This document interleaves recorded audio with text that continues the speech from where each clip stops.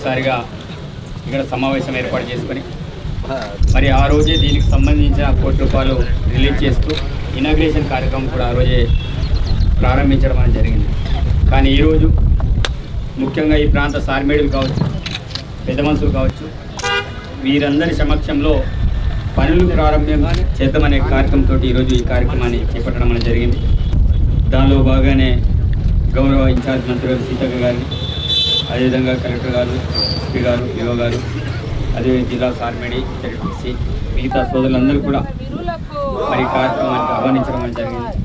మరి ఈ కార్యక్రమం చాలా విజయవంతంగా పూర్తి కావాలి ఏ పనులని మేము కోరుకుంటున్నాం. మరి 4 రోజుల క్రితమే కలెక్టర్ గారు మరి అధికారులతో సమావేశం ఏర్పాటు చేసుకొని కృష్ణాపూర్ పనులు, అదేవిధంగా ఇంద్రవెల్లి స్తూపం పనులు పూర్తి స్థాయిలో పనుల్ని స్టార్ట్ చేయాలని చెప్పడం అనేది జరిగింది.